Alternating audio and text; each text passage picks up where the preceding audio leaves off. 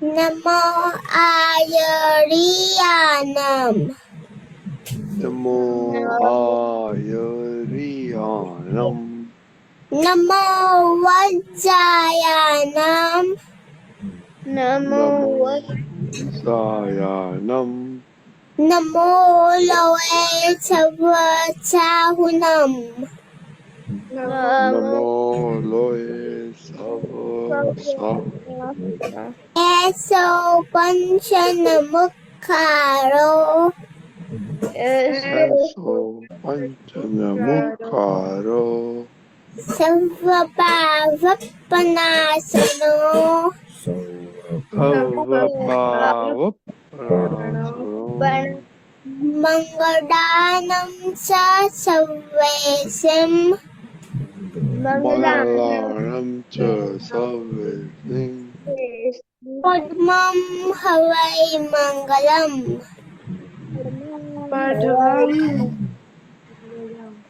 Om Namo Bhagavate Vasudevaya. Om Namo Bhagavate Vasudevaya Om Namah Shivaya. Om Namah Shivaya Jai Satchidanand. Jai Satchidanand. Okay, Hitaksi Ba. हे दादा भगवान आप मुझे ऐसी शक्ति प्रदान करें कि मैं अपनी हेल्थ को कभी भी कॉम्प्रोमाइज ना करूं, ताकि मेरा शरीर और रक्त साधन मुझे मेरे दिल को सत्संग में हमेशा सहायक करेंगे। मैं पढ़ने में बिल्कुल सिंसियर रहूंगी। मैं बुरी सोबत से और कुसंग से हमेशा दूर रहूंगी और कुछ भी हो मेरा सत्संग कभी भी ना छूटे। ऐसी परम कृपा करुणा प्राप्त मन वचन काया सहयोग और अपने आत्मा का उपयोग केवल परोपकार यानी किसी मात्र की सेवा में ही करूं, जो कि सबसे बड़ा मानवीय धर्म है। मैं हमेशा अपने स्वयं और अन्य सभी लोगों को सत्य जीवन में लाने प्यार मॉरल और प्यार बनी बनूं, ताकि मैं बराबर दादा भगवान के जैसे मैन ऑफ पर्सनालिटी बन पाऊं। हे दादा भगवान, मैं आगे से अपने माता पिता की हर बात सुनने का संकल्प लेती हूँ और उन्हें अहंकार से कभी भी जवाब नहीं दूंगी। कृपया इस संबंध में मुझे अनंत आंतरिक शक्ति प्रदान करें। जय सच्चिदानंद। Jai Satchidanand. Daksh. हे दादा भगवान, मुझे पढ़ाई में समझने में जो बाधाएं आते हैं, जो अंतराय आते हैं, जो ऑब्स्ट्रक्शन आते हैं, उन सभी को तोड़ने का संकल्प लेता हूँ। आप ऐसी कृपा करना कि जैसे मेरे दर्शन रूप के आवरण टूट जाए और मैं पढ़ाई सही ढंग से करूँ, ऐसी आप मुझे परम शक्ति है। जय सच्चिदानंद। Divya Ben. हे दादा भगवान. हे Hey, दादा Dada Bhagwan. हम हैं आपके बच्चे. आपके बच्चे दिल के हैं सच्चे. दिल दिल के के सच्चे फिर भी हैं कच्चे. फिर भी फिर भी है कच्चे काम करेंगे अच्छे अच्छे. करेंगे अच्छे अच्छे. Thank you, Divya Ben. Daksh. हाँ, भगवान आप अलग हो, दक्ष लगे। हे आत्मा दादागण आप परमानेंट हो, दक्ष टेम्पररी। हे आत्मा दादागण आप रियल हो, दक्ष रिलेटिव है। जय सच्चिदानंद। Divya Ben. हे दादा भगवान તમે જુદા છો દિવ્ય જુદી છે. હે શુદ્ધાત્મા દાદા ભગવાન તમે પરમાનન્ટ છો તો દિવ્ય ટેમ્પરરી છે.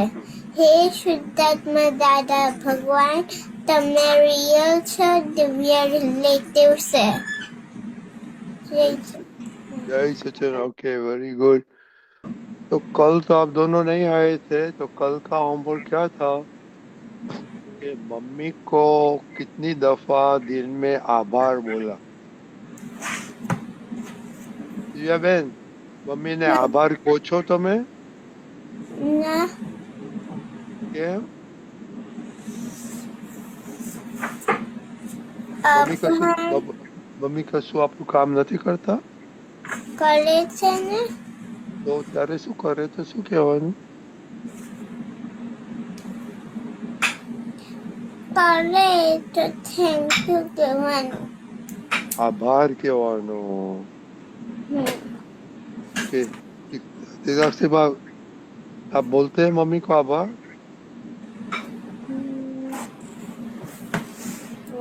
ऐसे तो नहीं कहती हूँ।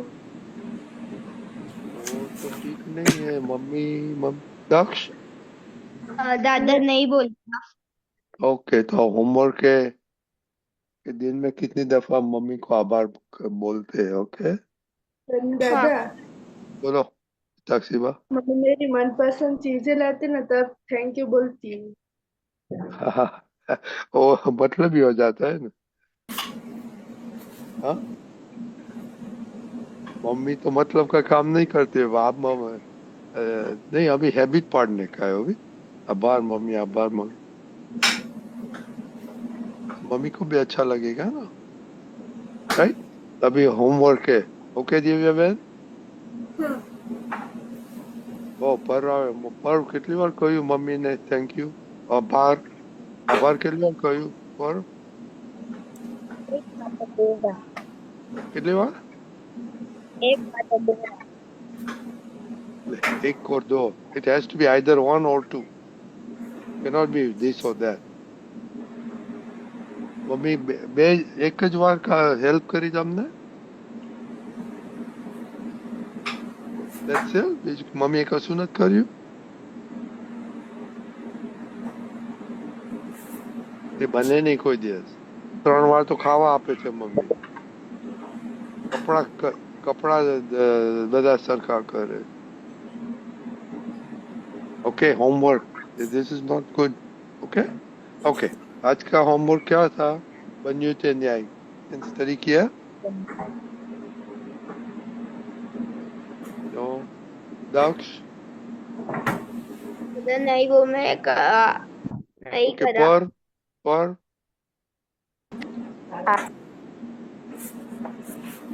हाँ के ना?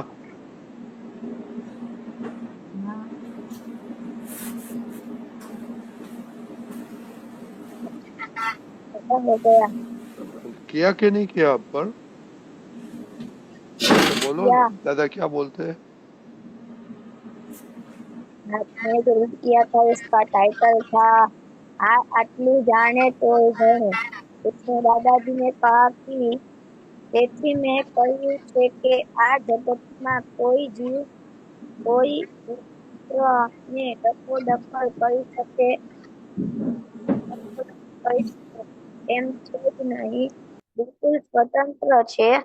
ભગવાન પણ દખલ ના કરી શકે એટલી બધી સ્વતંત્રતા છે। ભગવાન શાને માટે દખલ કરે? ભગવાન તો જ્ઞાતા દ્રષ્ટા ને પરમાનંદી છે। એમને આ શ્રી ભાંજગળ છે। આટલું જાણે તોય બહુ થઈ ગયું કે કોઈ જીવમાં કિંચિત માત્ર દખલ કરી શકે એવું આ જગત નથી। એટલા પરથી જો આખો સિદ્ધાંત समझी जाए तो स्वतंत्र થઈ ગયો। उसमें दादा ने ये कहा है कि ये जगत है ना वो इतना स्वतंत्र है ना कि उसमें भगवान दखल नहीं करते, लेकिन और कोई जीव भी जीव मात्र को है ना दखल नहीं कर सकता है। आपको इसको मालूम पड़ता है कि ऐसा होता है कि नहीं होता है? दादाजी बोलते हैं ऐसा होता है कि नहीं होता है? होता है। तो आप दूसरे जीव में दखल करते हैं?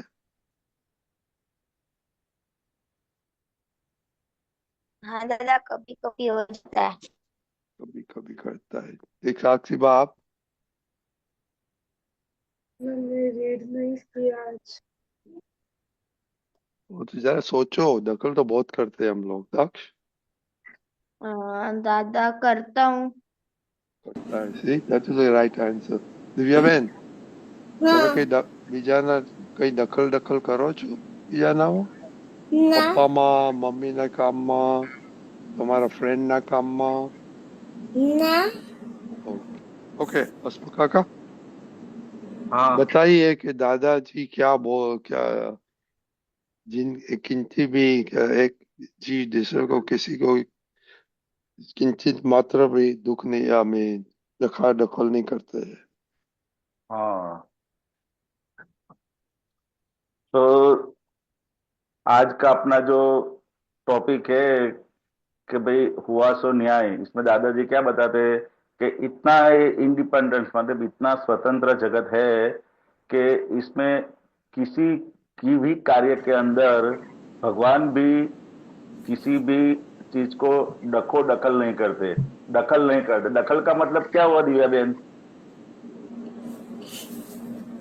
फ्रेंड्स ने कई काम करता હોય અને પછી આપણે કહીએ કે ના આ ના કર हाँ, बराबर। कई कुछ भी चीज हो रही है उसमें हम क्या करते हैं दखल कर देते हैं, ये अच्छी हुई, ये बुरी हुई, ये नहीं होना चाहिए था, ये होना चाहिए था, ऐसे हम दखल कर देते हैं। बराबर है। तो वो भगवान क्या बोलते हैं कि भाई जीव इतना स्वतंत्र है कि तुम्हारा किया हुआ ही तुम्हारे पास आ रहा है। कोई दूसरी व्यक्ति जो है वो आपको कुछ भी कर नहीं सकता। इतना इंडिपेंडेंट जगत है। बराबर। मैं आपको हेल्प भी नहीं कर सकता और मैं आपको मतलब चोट भी नहीं पहुंचा सकता। इतना इंडिपेंडेंट जगत है। तुम्हारा दिया हुआ ही आपके पास आ रहा है। इतना इंडिपेंडेंट जगत है। अगर हमने किसी को दखल किया है तो वही हमारे सामने वापस आ रहा है। समझ गए? इसके लिए अगर हमको जीवन में किसी भी तरह की अड़चन नहीं चाहिए तो हमको क्या करना पड़ेगा?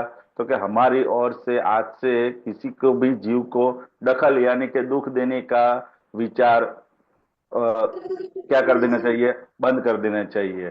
बरोबर। तो हम अगर यहां से जो गया है वही वापस आने वाले। अभी जो आ रहा है मतलब कि हमने किसी को भी दुख मतलब दखल किया है वही हमारे पास वापस आ रहा है। बरोबर। तो हमको अभी क्या करने का है कि कोई भी अगर हमको कोई दुख देता है, कोई अपमान करता है किसी भी तरह, तो हमको अगर नहीं करने का है तो हमको क्या करने का है? उसको जमा कर लेने का है। क्या कर लेने का है? उसको जमा। जो भी आता है दुख, किसी ने हमको कुछ बोला, किसी ने हमको कुछ डांटा, हमारी गलती के ऊपर हमने कुछ भी किया है, बाहर से ऐसा लगता है हमने कुछ किया नहीं है फिर भी वो बोलते हैं, तो हमको क्या करने का है? जमा कर लेने का अंदर से कि हमने पहले दिया हुआ था वो आज हमारे पास आज वापस आ रहा है। तो हमें ये जमा करने की रीत दादा भगवान ने बताई है कि अगर आपको आगे देने का नहीं है तो आप जमा करना सीख जाओ। और जितना जितना जमा करना सीख जाओगे उतना उतना वापस आपके पास आएगा नहीं। दादा भगवान कैसे बताते थे कि आप स्वतंत्र हो? कैसे? तो कि सामने वाला अगर आपके ऊपर चिल्लाए, हिताक्षी बा आपकी मम्मी, बरोबर है, आपके ऊपर कोई कारण से चिल्लाई, तो 5-10 मिनट बाद आप मम्मी को बोलेंगे ना कि मम्मी आप पहले जो चिल्लाई थी ना वैसे वापस आप चिल्लाओ, तो वो चिल्लाएगी उसी तरह। क्यों? अगर वो उनके पास स्वतंत्र शक्ति होती तो वो चिल्लाते ना। अगर वो खुद चिल्लाने वाले होते तो आपके पर दोबारा जितनी बार आप बोले उतनी बार वो ठीक उसी तरह चिल्लाते। लेकिन ठीक उसी तरह वो चिल्ला सकते नहीं है। तो हमारा हिसाब था, इसके निमित्त से उनके निमित्त से आज हमारे पास आया है। बरोबर है। तो वो निमित्त मात्र है। क्या है? निमित्त मात्र है। वो करता नहीं है लेकिन वो निमित्त को हम क्या समझ लेते हैं?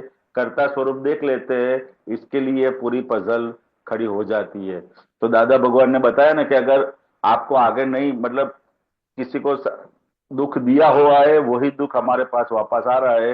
अगर हमको आगे दुख नहीं चाहिए तो जो दुख आ रहा है वो हमको जमा करने की प्रैक्टिस मतलब अभ्यास करना जरूरी है। अब जितना भी आता है वो हमको जमा करना सीख जाने का है। बरोबर है। किसी भी तरह से आता है क्योंकि पूरे मनुष्य जीवन में हम देखेंगे तो यही एक जमा करने की रीत अगर हमको आ गई ना तो फिर आगे आपका लाइफ में इतना अच्छा होगा कि फिर आपने दिया ही नहीं है किसी को दुख तो आपके पास आएगा नहीं। मतलब आप इतने निर्भय होके आपके पूरी जिंदगी जी सकते हो। बरोबर ने? और आज जो होमवर्क भी बताया है, होमवर्क में क्या बताया था कि मम्मी का हमको उपकार मानने का है, बराबर ना। अगर हमारी बर्थडे होती है और किसी ने हमको गिफ्ट दिया, बराबर, तो हम सामने क्या बोलते हैं उसको? Thank you. थैंक दक्ष, दादा, हाँ, थैंक यू दादा, थैंक यू थैंक यू। बोलते हैं उसको। वो तो हाँ, 20-25 रुपए की गिफ्ट होती है, तो हम थैंक यू बोलना उनको भूलते नहीं है। जैसे ही उन्होंने दिया तुरंत ही थैंक यू बोल देते हैं कि 2 दिन बाद बोलते हो आप? नहीं।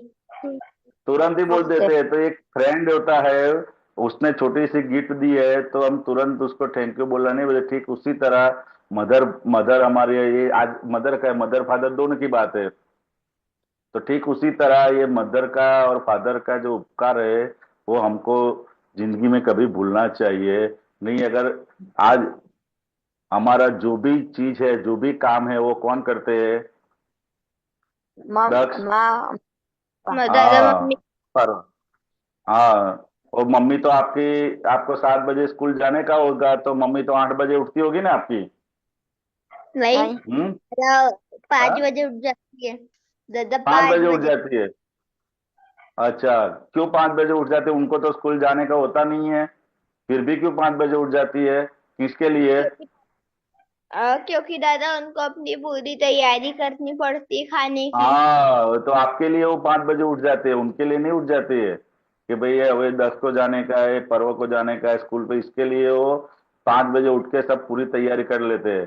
तो हमारा क्या फर्ज बनते है? अगर हमारे लिए कोई इतना काम कर रहा है, मतलब इतना उपकार कर रहा है, तो हमको उनके सामने कभी भी अपकार नहीं करना चाहिए। दादा भगवान बोलते थे ऐसा कि किसी ने अगर उपकार किया है तो उसके सामने हमको कभी भी अपकार करना चाहिए नहीं। और फर्स्ट व्यवहार में दादा भगवान कहते थे, अगर सुखी होना है तो मदर और फादर का उपकार जीवन में कभी भी भूलना चाहिए नहीं, बराबर। तो ये होमवर्क आपको एकदम पक्का अभी से उनकी आदत डाल लोगे, उपकार के सामने अपकार नहीं करने का, तो बहुत ही आगे जाके हमको फायदा होता जाएगा। और जब भी होता है तो हमको, अगर बाहर से नहीं बोल सकते, बाहर से तो बोलना ही चाहिए, अगर नहीं बोल सकते तो अंदर से भी थैंक यू तो बोलना ही चाहिए कि कोई आदमी हमारे लिए काम कर रहा है। आप अपने फ्रेंड को 2 काम एक बार सौंप के देखो कि भाई मेरा बैग है ना, एक बार उठा लो, तो एक बार तो, पहली बार तो उठा लेगा, लेकिन दूसरी बार उठाएगा नहीं। वो क्या बोलेगा?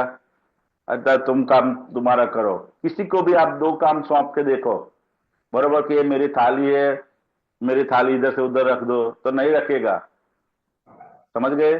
और ये हमारे बिना किसी स्वार्थ के हमारे जो काम कर रहे हैं, उनका उपकार हमारे जीवन में कितना है। आप सुबह से शाम तक अगर गिनोगे ना, तो आपको मालूम पड़ेगा कि एक एक चीज हम उनके ऊपर डिपेंडेंस है, और उनको ही, उनके साथ हम कैसा व्यवहार कर रहे हैं वो हमको समझने की जरूरत है, बराबर है दक्ष?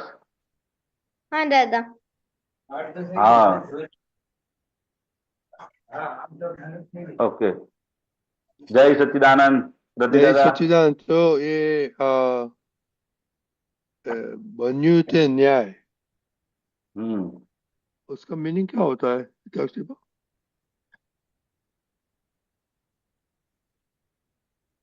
हिताक्षी बा, बनियों ने मतलब जो होता है वो न्याय है, यानी कि अगर हमारे साथ कुछ गलत हुआ तो वो हमने पिछले जन्म में जो किया वही मिला है, क्या ही हुआ है हमारे साथ, बर्थडे नहीं हुआ है। ઓકે. દિવ્યાબેન, બન્યું છે ન્યાય એટલે શું? છે ને કોક માણસ કંઈક કરતું હોય ને આપણે કહીએ ના ના કરો, પેલું કરો, બીજી એક વસ્તુ કરો, તો પછી એને બન્યું તે ન્યાય કહેવાય. ઓકે. पर क्यों हंसते हैं आप? पापा क्या बोलते हैं? मम्मी बोल रहे मम्मी क्या बोल रही थी? वो हंस रहे। क्यों?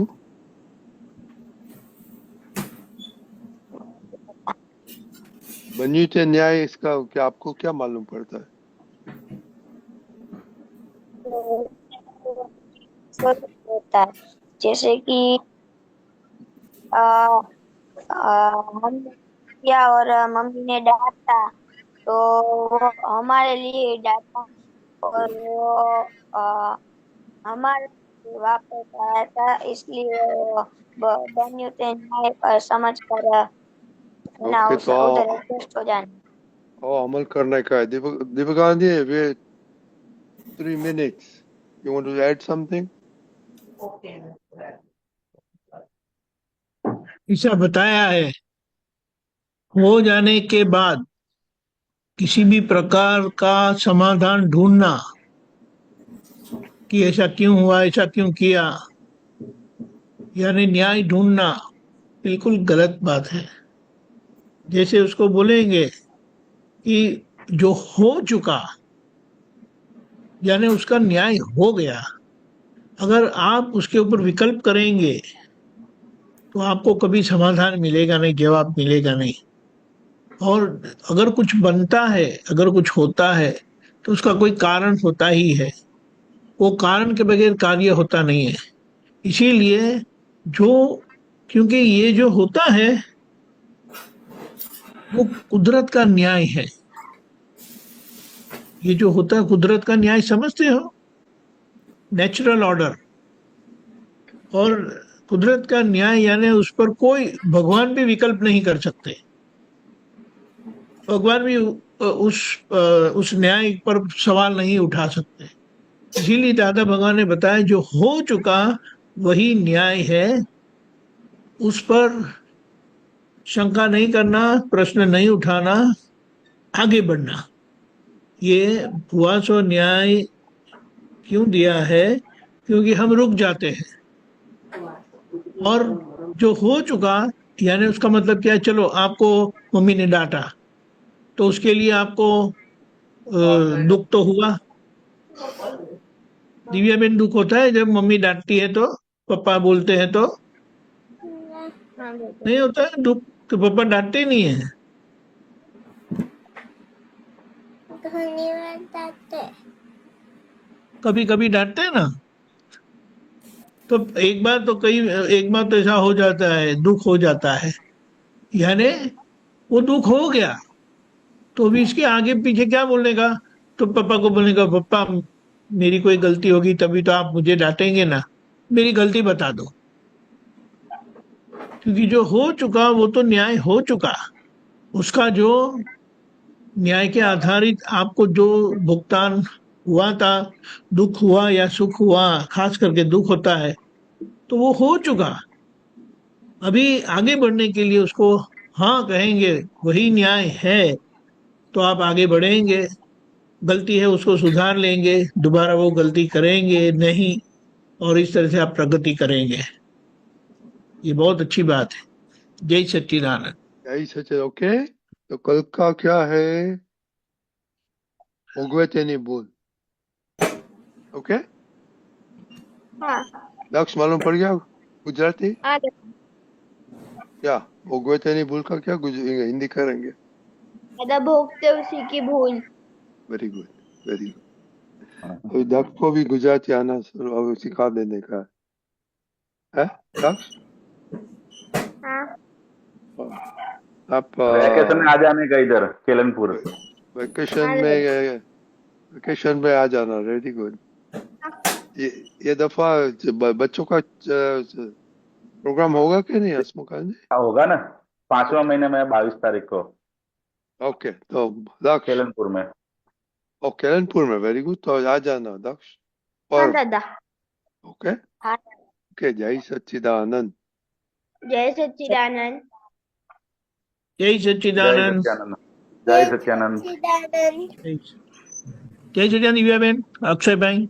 बाय दक्ष, बाय। जय सत्यानंद।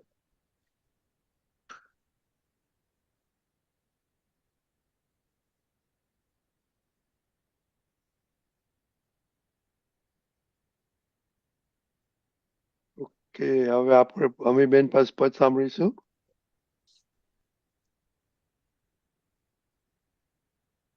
जय सच्चिदानंद, हसमुखानंद जी, दीपकानंद जी।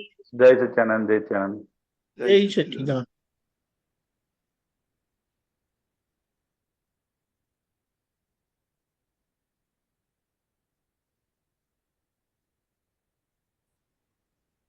ओके हमीबेन શરૂ। हाँ, जय सच्चिदानंद।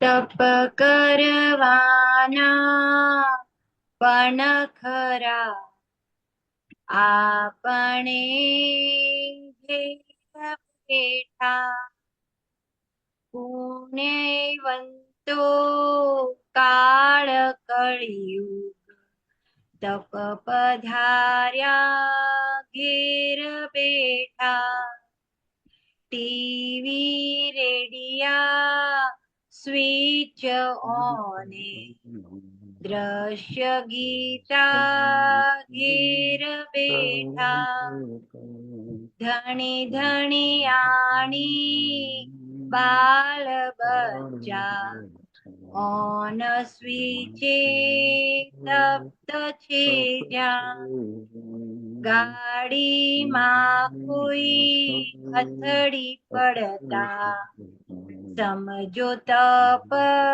જ આવ્યું છે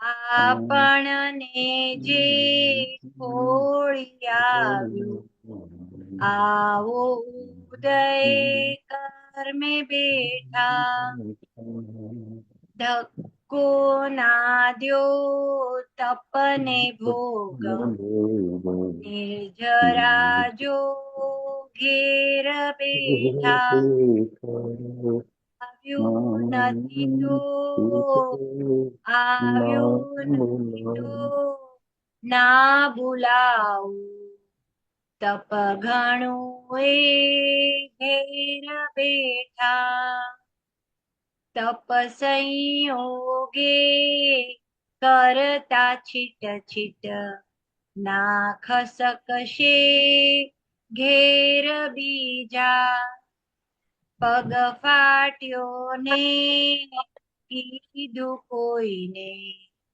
તપની પુણ્ય લઈ જા તપ આપણને ભાગલે કોઈ ખાધી ખોટ્યું ઘેર બેઠા આશ્વાસન લઈ દીધું કમિશન લાભ લૂંટવ્યો ઘેર બેઠા મહેંગાઈમાં તપ છે સસ્તું કળના વળતી ઘેર બેઠા થોડું જ આયુષ્ય તપી લ્યો મોહ જ ઘેર બેઠા ગુણ મારું સાચું સગળું આવે ભાન જ ઘેર બેઠા છોરા બૈરી ગેડપણમાં ચાલે વાંકા ઘેર બેઠા મતભેદોને ટુંડમી જાતી ચડેલા બેઠા કોઈ કોઈની વાત ન સમજે આર્ત ધ્યાન જ ઘેર બેઠા અથડામણમાં સામ સામી હું તું કરવે ઘેર બેઠા ક્લેશો વધતા કૂતરા વઢતા રૌદ્ર ધ્યાન જ ઘેર બેઠા કોઈને કોઈની પડી નથી કઈ અપધ્યાનો એ ઘેર બેઠા એક બીજા પર વાત પ્રતિવાદ દુર્ધ્યાનો એ ઘેર બેઠા ઉદ્વેગકારી માંદગીમાં કષ્ટ પીડન ઘેર બેઠા ફુલ્લી કશાઈ સ્વાર્થ બુદ્ધિ દુઃખે તપવે ઘેર બેઠા હતી નિશંકતા જે સંબંધે ભાસ્યો જૂઠો ઘેર બેઠા શંકા હતી જે પરભભુ ઉપરે શંકા હતી જે પરભુ ઉપરે યાદ આવ્યા મારા જેવો મૂર્ખ ના કોઈ ભૂલ્યું જ્ઞાન જ દાદા કેવળ જ્ઞાન દાતા મોક્ષ ખોલે તપને જોતા દાદા કેવળ મોક્ષ દાતા જ્ઞાન ખોલે તપને જોતા દાદા કેવળ મોક્ષ દાતા જ્ઞાન ખોલે તપને જોતા જય સચ્ચિદાનંદ હસમુખાનંદજી જય મંગળ રૂપી સચ્ચિદાનંદ. સર્વજ્ઞ. જય સચ્ચિદાનંદ.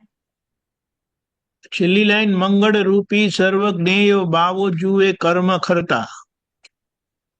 હા કે એટલે આ પદ્મા નહોતું ગાયું એટલે હું પણ નહીં ગાય કવિરાજ તે નથી વાંધો ગાતું નહીં. મંગળ કઈ રૂપી સર્વજ્ઞેયો બાવો જુએ કર્મ કરતા કરતા. જય સચ્ચિદાનંદ. બોલો આજ્ઞાથી આવ્યું હાથમાં આજે. હા વ્યવહારમાં દિવસ રાત દિવસ ચાલુ થાય ત્યાંથી એમ જ લાગે છે કે તપ આટલું બધું છે તપમાં જ રહીએ છીએ અને આજે તો આજ્ઞા વધારે એમ બહુ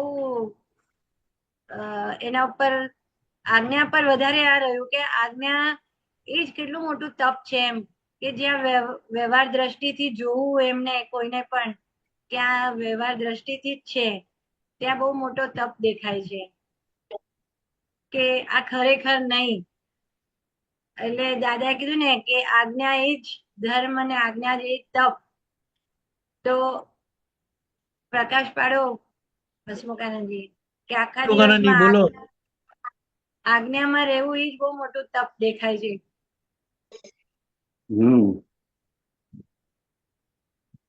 જય સચ્ચિદાનંદ. જય સચ્ચિદાનંદ. એટલે કીધું ને આજ્ઞામાં રહેવું એ બહુ મોટું તપ છે પણ એ તપ કેવું છે તો કે આપણને ઠંડક આપનારું તપ છે. કેવું છે? તપ હંમેશા આપણને ઠંડક આપે. સમજાય ને? તપ હંમેશા તપાવે નહીં આપણને પણ કેવું કરે ઠંડક આપે તો જ એ ખરેખર તપ કહેવાય. સમજાય ને? તો કે આજ્ઞા એ જ ધર્મ અને આજ્ઞા એ જ તપ. તો એ તપ આપણને કેવું તપ છે તો કે આપણને શીતલકારી તપ છે. કેવું છે? શીતલકારી. બહારથી આપણને તપ લાગે છે પરંતુ ખરેખર એ કેવું છે તો કે અંદર આપણને શીતળતા આપનારું એ તપ છે. એવું અદ્ભુત તપ છે કે જે કરવાથી આપણે ભવના બંધનોમાંથી મુક્ત થઈ જવાય એવું છે. અને આખા કવિરાજનું પદ લખે છે ને કવિરાજનું આખું પદ કે આ કળિયુગની અંદર તો કે પહેલાનો જે ચોથો વારો હતો એ આપણે આખા ઇતિહાસો અને શાસ્ત્રો બધા વાંચીએ ને તો આપણને ખ્યાલ આવે કે લોકો આટલા બધા વર્ષો સુધી પોતે જંગલોમાં જઈ અને એ એમના જે ગુરુ હોય એમની આજ્ઞા પાડી અને આખા તપ કરતા હતા. સમજાય ને? આખા શાસ્ત્રો કોઈ 1000 વર્ષ કર્યું છે, કોઈ લાખો વર્ષ કર્યું છે. એવા આપણે ઘણા બધા ઉદાહરણો તીર્થંકર ભગવાનના જીવન ચરિત્રો વાંચીએ તો એ આખું એમને આપણને ખ્યાલ આવે કે કેટલા બધા વર્ષો સુધી એ પોતે જંગલોમાં રહી અને આખી આ સાધના કરતા હતા. પણ કવિરાજે કહે છે ને કે જેમ સમય બદલાય છે એમ તપ અને તપના સ્વરૂપો પણ બધા બદલાઈ જાય. કારણ કે એ વખતે એ શરીરની રચનાથી માંડી અને બહારના સંજોગો પણ એ રીતના હતા કે એ પ્રમાણે કરી શકતો હતો. અને ધીરે ધીરે કાળ ઘટતો ગયો તો કે હવે બાહ્ય તપ ધીરે ધીરે બધા ઓછા થતા ગયા. પરંતુ હવે શું થયું તો કે આ કાળ કેવો આવ્યો? કળિયુગનો કાળ. દાદા ભગવાન છે કળિયુગ, પરંતુ કેવો કાળ છે કે પુણ્યવંતો છે. કેવો છે? પુણ્યવંતો. એ શબ્દ બહુ અગત્યનો છે. એવું છે કે ભલે છે કળિયુગમાં આપણે આ બધા મહાત્માઓનો આપણો જન્મ કળિયુગમાં થયો છે, પરંતુ વસ્તુ કઈ પ્રાપ્ત થઈ છે કે પુણ્યવંતો. કે પુણ્યવંતો કાળ છે તો કે આજે બધા તપ આપણને બહાર જવાની જરૂર નથી. દાદા શું કહેતા હતા કે બહાર ક્યાંય જવાની જરૂર નથી. બધે જ બધા તપ આપણે ઘેર જ આવીને ઉભા છે. સમજાય ને? એ ચોથા આરા સુધી જે હતા એ બધી જ વખત આપણે, કારણ કે ઘરમાં એવા કોઈ સંજોગો જ ઉભા નતા થતા કે એને તપ કરવાની જરૂર પડે. સમજાય ને? એ આખો ચોથો આરા સુધી આખો બધા રાગથી બધા ઘરની અંદર ભેગા થતા હતા. એના આધારે એવું કોઈ એવો સંજોગ જ ઉભા ના થાય કે જેથી કરીને એને વૈરાગ્ય આવે કે એને અંદર બળતરા ઉભી થાય, તપ ઉભું થાય. એવું છે તો કે એ આખો સમયની અંદર બધા જંગલોમાં જઈને કરવું. પરંતુ હવે આખો કાળ બદલાયો કળિયુગમાં તો કે હવે એ બધું જ વસ્તુઓ ઘેર બેઠા આપણને ઉપલબ્ધ થઈ છે. કે તો આપણે કરવાનું શું છે તો કે અને આગળ બી લખ્યું છે ને કે ભાઈ તપ તમે ઉભા ના કરશો કે, પરંતુ જે આવે છે એ તપને તમે ભોગવી લો કે. અને આપણે સવારથી સાંજ સુધી આપણે જોઈએ છે ને તો ક્ષણે ક્ષણે ક્ષણે આ કળિયુગની અંદર એક એવી એટલી બધી પુણ્ય છે કે ક્ષણે ક્ષણે ક્ષણે ક્ષણે એટલે કે ને કળ વળે નહીં એનું નામ કળિયુગ. સમજાય ને? તો કે એને ક્ષણે ક્ષણે બધી જ વસ્તુ હોય, એ ચાહે ઝૂંપડામાં રહેતો હોય કે મોટા કરોડપતિને ત્યાં હોય, પરંતુ એ બેવને કળ વળે નહીં. સમજાય ને? એવા પંચમારા ને કે બંનેને તપ એને પેલાને એના પ્રમાણે હોય. એસી ની અંદર બેઠો હોય તો એના જેવું તપ હોય. પેલો બહાર તાપમાં મજૂરી કરતો હોય તો એને એ પ્રમાણેનું તપ હોય. એસી માં બેઠા બેઠા પણ તપ થઈ ગયું છે અત્યારે તો આપણને કે ઠંડક વળે આપણને. સવાર ઉઠે ત્યાંથી જ રામાયણ ચાલુ થઈ જાય કે પાણી આવ્યું કે ના આવ્યું, પાણી ઓછા ફોર્સમાં આવે છે, વધારે ફોર્સમાં આવે છે, એ બધું આપણે જોઈએ ને ત્યારથી જ બધું તપના બધું કાર્યક્રમ ચાલુ થઈ જાય. જેને ઉઠવાનું જેને વહેલા જવાનું એ મોડા ઉઠે અને મોડા જવાનું એ વહેલા ઉઠે. સમજાય ને? તો કે આખા બધી જ આપણે ઘરે બેઠા બેઠા બેઠા બેઠા બેઠા કે લખાય ને કે ધરી ધણિયાની બાળ બચ્ચા ઓન સ્વીચે તપ છે જ્યાં. એટલે કે દરેક આપણા ઘરની અંદર થી માંડીને દરેકે દરેક જગ્યાએ આપણને આ તપનો અનુભવ થતો જ હોય છે. હવે એ તપ આપણે આ જ્ઞાને કરીને જેટલું જેટલું આપણે સોલ્વ કરતા જઈશું, સમજાય ને? એ જ્ઞાને કરીને જેટલું જેટલું સોલ્વ કરતા જઈશું એટલો આપણે એનો યથાર્થ પ્રમાણમાં આપણે લાભ લેશે. દાદા ભગવાન કહેતા હતા ને કે અમે નિરંતર તપમાં હોય. આ વાક્ય જયારે હું સાંભળું ને ત્યારે મને એમ થાય કે એમને એવું તો શું તપ હશે કે નિરંતર તપમાં હોઈએ અમે. સમજાય ને? તો કે અમે કે નિરંતર તપમાં હોય છે. અને આપણને એ તપને અંદર શું કરે છે, આપણે પછી બીજું બધામાં એમ કરીને ઢાંકી દઈએ છીએ. આવનાર તપને આપણે રોકી રાખીએ છીએ. ભાઈ તું રહેવા દે, હમણાં કોઈ સામે ના ગમતો હોય ને તેને શું કરે, એની સામે જ ના જઈએ. પરંતુ જ્ઞાની પુરુષ એ કે અમે નિરંતર તપમાં હોય એટલે કોઈ સંજોગને એ પોતે બ્રેક મારે નહીં. જે હોય એ બધું જ અંદર આવવા જ દો, આવવા જ દો, આવવા દો. કારણ કે એમને છૂટવું છે એવું નક્કી હતું. એના આધારે આ તપ એમને થઈ રાખતું હતું, ઓટોમેટિકલી થઈ રાખતું હતું. અને આમાં કવિરાજે આખા આપણા ઘરની જ બધી વાતો છે કે ક્યાં ક્યાં બધા તપ આવે છે. એવું છે તમે ટીવી રેડિયો સ્વિચ ઓન દ્રશ્યો ગીતા ઘેર બેઠા ઘણી તને ગાડીમાં કોઈ અથડી પડતા સમજો તપ જ આવ્યું છે ત્યાં. સમજાય ને? હવે તો ગાડીમાં બધાને જવાનું તો ઓછું થયું, પણ જવાનું થાય ને તો એ સીટો માટે મગજમારી થાય, જગ્યા માટે મગજમારી થાય, ક્યાંય પણ અથડી પડાય છે. સમજાય ને? અને કહે ને આપણને જે ખોળી આવ્યું એવા ઉદય કર્મો બેઠા. એવું છે એ આપણને ખોળતો આવે ના તો આપણને એ સામેવાળાને ઓળખતા હોઈએ, સામેવાળો આપણને ઓળખતા હોઈએ, પરંતુ એ ખોળીને આપણને આવે. શોધતું શોધતું શોધતું શોધતું તમારી જોડે આવે. એવું છે. સમજાય ને? એવું આ કાળ એવો છે કે શોધતું શોધતું શોધતું તમારી જોડે આવી જાય. એવા આપણે ઉદય કર્મ લઈને આવેલા હોય અને એ વખતે આપણે એને શું કરીએ, ધક્કો મારીએ. એ કહેતા ભાઈ સામે આવેલું છે તો તપ કરેલો, અત્યારે જે સંજોગ આવ્યો છે તપ કરવાનો તો કે તપ કરેલો ઉભા કરશો નહીં. દાદા કહ્યું કે તપ ઉભા કરશો ને, પણ જે આવ્યું છે તપ એ તમે ભોગવી લો. જેમ આપણે હમણાં એટલે શિબિરમાં વાત થઈ ને બધાને કે દરેકને રૂમની અંદર જે મચ્છર હતા બધાને સમજ્યા, કોઈની ઈચ્છા નથી, પરંતુ એ કુદરતી જ આવી ગયું કે એક બાજુ આખું એમાં બેસવાનું હતું 11 અને આ બાજુ મચ્છર કરડે, તો દરેકે એ એટલો ભાગ બી જેને જેને બી તપે કરીને એને કર્યું સમજાય, દરેક બધા ઘણા મહાત્માએ બહુ સારા સારા એડજસ્ટમેન્ટ બધા લીધેલા સમજાય ને, કે કોઈ શુદ્ધાત્મા અંદર, કોઈ કે ભાઈ આજે કરવા દો વાંધો નથી એને કરવા દો, તો કે આયેલા તપને એક વખત જો આપણે તપ ભોગવી લીધું તો કે એવી ઘણી શક્તિઓ આપણી અંદર ખુલ્લી થાય છે. એટલે કે જે આવ્યું છે તપ ખોળીને જ આવ્યું છે, એ સંજોગોની અંદર આપણને ખોળતો ખોળતો જ આવ્યું છે, તો કે એ વખત આપણે શું કરી લો, ભોગવી લો તપ. સમજાય ને? થોડું ઉપર જવા દેજો. 1 મિનિટ.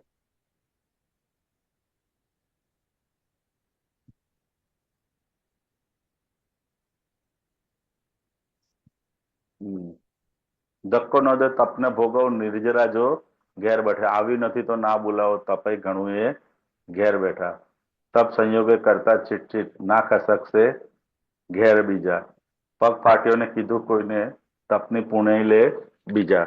સમજો ને? આ કવિરાજે આખું જે તપની અંદર બધા અલગ અલગ અલગ અલગ અલગ આપણી બધી જે હોય છે એ કવિરાજે બહુ સુંદર રીતે અંદર વર્ણવેલું છે. સમજાય ને? કે એને તપ આવે છે તો કે એને ભોગવી લેજો, કે નિર્જરા પહેલાના જમાનામાં કહે છે ને કે નિર્જરા કરવા માટે, કર્મને નિર્જરા કરવા માટે મહાવીર સ્વામી ભગવાન હતા, એમને અનાર્ય પ્રદેશમાં જવું પડ્યું હતું. તો કે આપણે તો ઘેર બેઠા જ બધી નિર્જરા થઈ જાય એવી છે. સમજાય ને? તો કે એને જે કંઈ પણ તપ આવી રહ્યા છે તો કે એને તમે ધક્કો ના મારતા, કે એને ભોગવી લેશો તો ભોગવશો તો એ પણ ભોગવશો કઈ રીતે, તો કે જ્ઞાને કરીને ભોગવવાનું છે. કઈ રીતે? જ્ઞાને કરીને. તો કે હા, તો કે જ્ઞાને કરીને ભોગવતા જઈશું તો કે નિર્જરા બધી થતી જશે. સમજાય ને? આવી નથી તો ના બોલાવો તપે ઘણું એ ઘેર બેઠા. એટલે કે તમે ઉભા ના કરશો તપ, જેટલા આવે છે દાદા શું કહે કે તમે આવેલા તપને તમે તપ એ કરી લો, ભોગવી લો, પરંતુ કે નવા ઉભા કરશો નહીં. આપણે શું છે કે ભાઈ પ્રકૃતિની અંદર હોય હજુ એટલી શક્તિ નથી આપણે કઈ નવા ઉભા કરીને આપણે કરી નાખીએ, તો કે જે નવા ઉભા કરતા નહીં.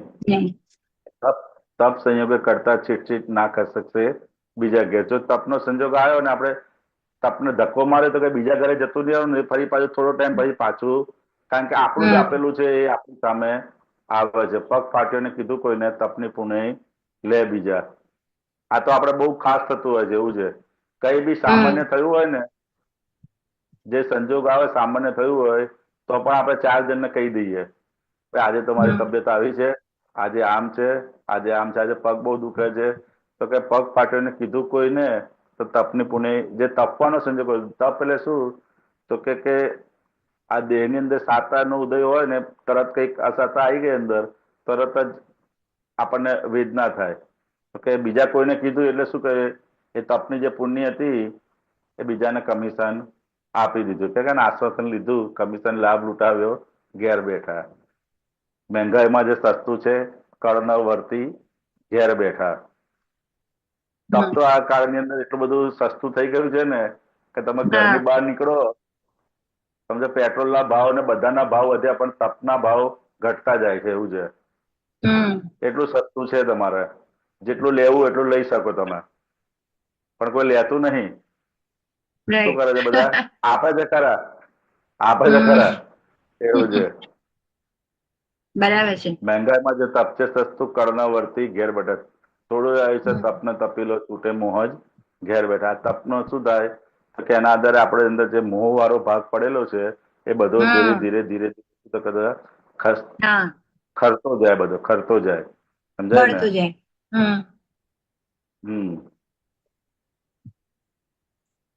ને? કુણ મારું સાચું સગલું આવે ભાન જ ઘેર બેઠા.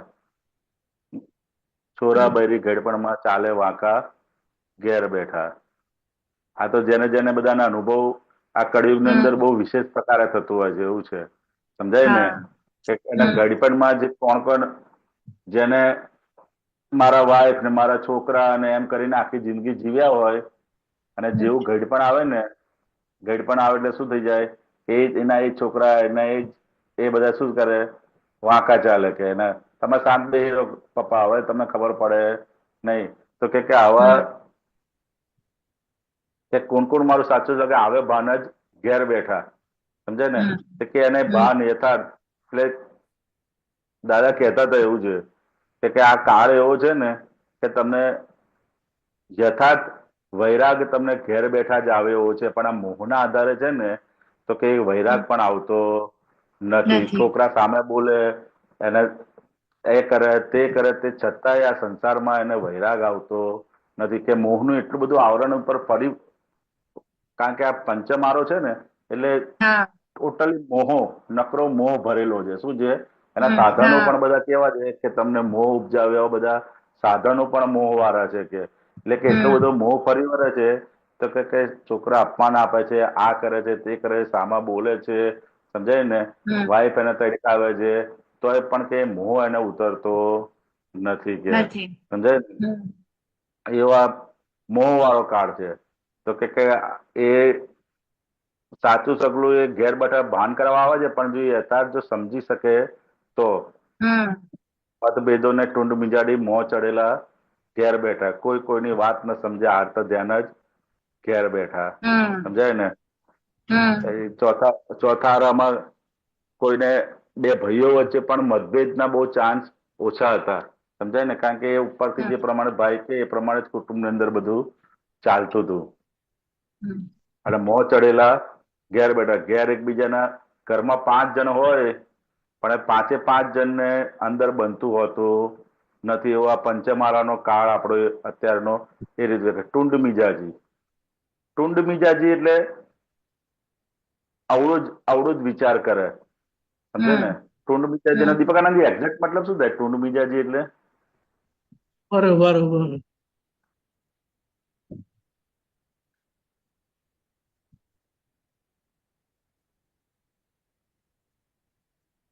ટુંડ એટલે માથું આમ.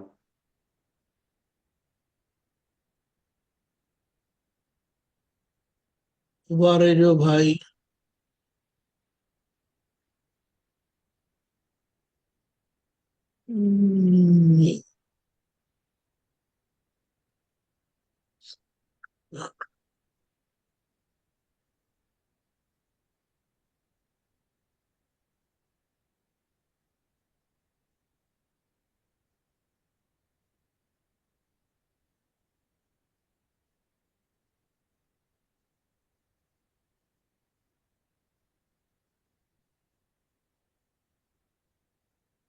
જ્યારે જુઓ ત્યારે મૂડ ખરાબ હોય. અચ્છા, હા. ઓકે. ટુંડ મિજાજી એટલે જ્યારે જુઓ ને ત્યારે મૂડ ખરાબ જ હોય.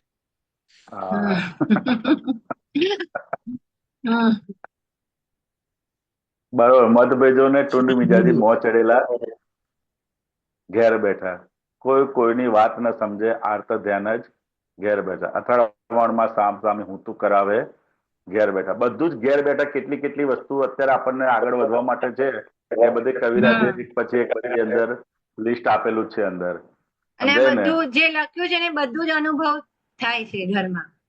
હા, જે જોતો છે ને તે દરેકે દરેક વસ્તુ આપણે સવારથી સાંજ સુધીનો આખો આપણો જે વ્યવહાર જોઈએ તે દરેકે દરેક વસ્તુ, એટલે ક્યાં ક્યાં તપ છે એ બધું જ કવિરાજે અંદર આ પદની અંદર આપણે અથડામણ બી સામ સામે ઊંધું કરાવે ઘેર બેઠા.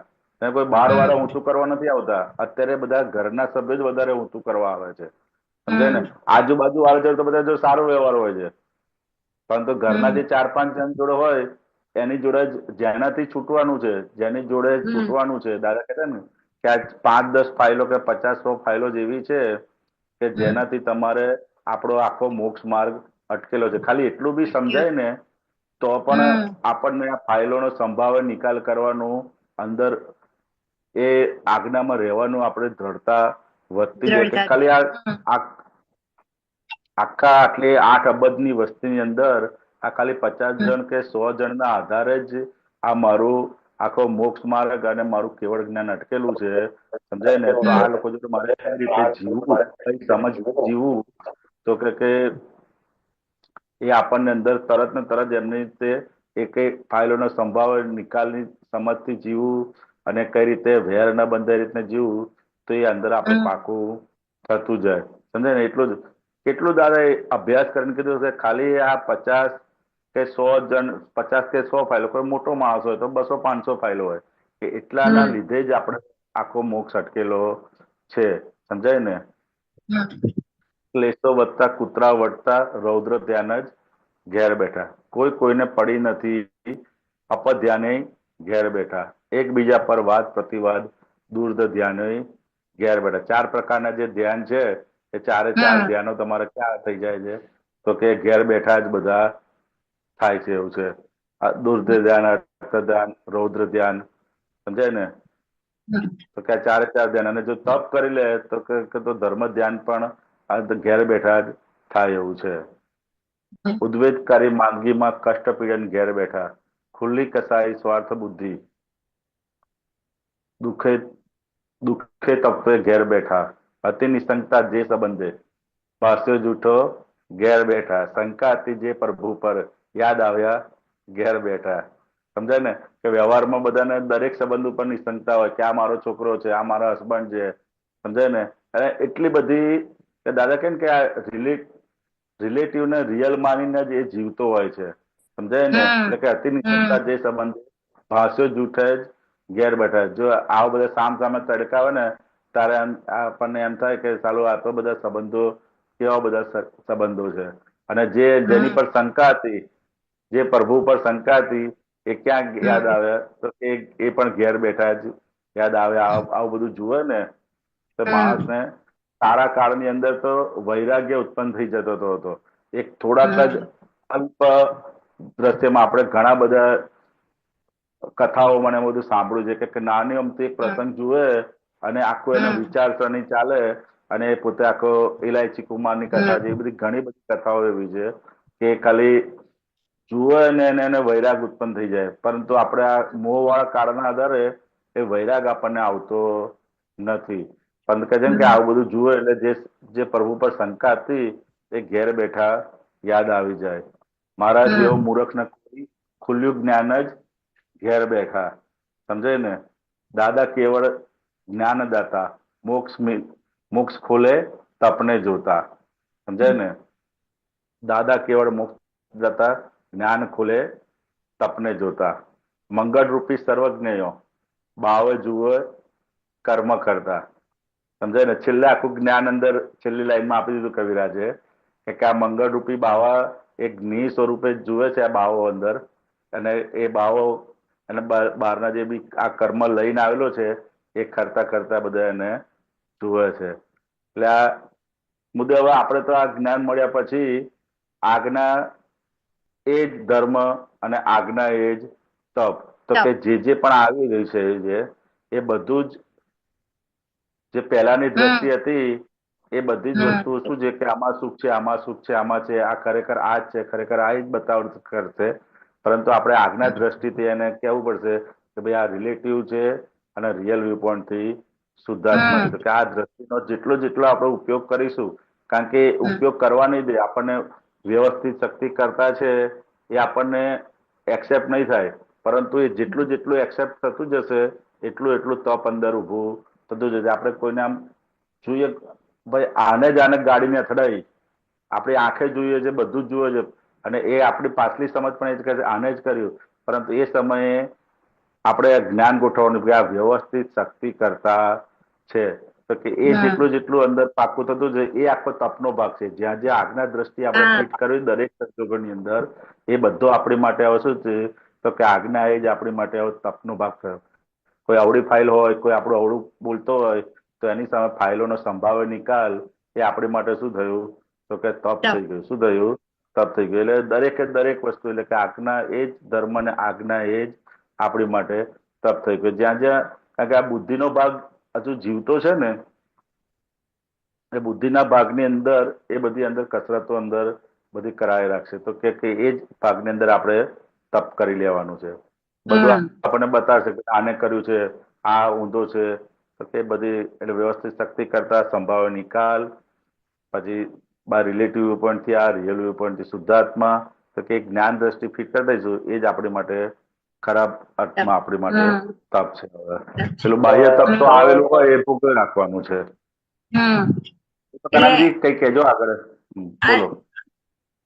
એટલે આ રોજના અનુભવમાં એક હવે કેવું થાય છે કે હસમુખાનંદજી કે હવે આપણે પોઝિટિવ જ રહેવું છે બધી જગ્યાએ, ને બહાર બધા સંજોગો બધા લોકો જે મળે છે ને બધાની વાણીઓ નેગેટિવ વાળી બહુ હોય બધી. હા, એટલે એની અંદર આપણે એકદમ આમ કહીએ ને આમ કાપે તો લોહી ના નીકળે એવી રીતે પણ ઘણી કન્ડિશન આવી જાય.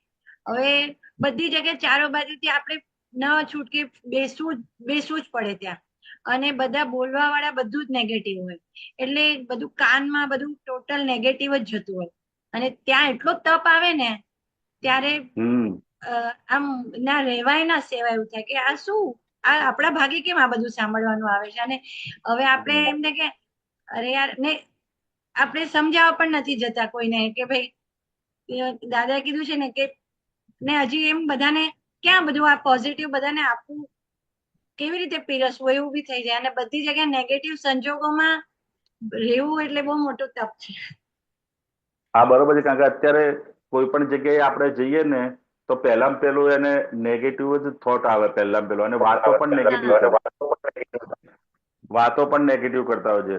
તો કે એ સંજોગોની અંદર આપણે આગના દ્રષ્ટિથી અંદર ગોઠવવું પડે છે કે ભાઈ આ બોલનાર કોણ છે, આ કેવું છે. તો કે આને સાંભળવાનું આવે એટલે આપણને એમ થઈ જાય કે ભાઈ આવું નેગેટિવ આપણે તો પહેલામાં પેલું સાંભળવાની ઈચ્છા ના હોય, અને સાંભળવાનું આવે એટલે આખો તપનો ભાગ અંદર ઉભો થાય છે.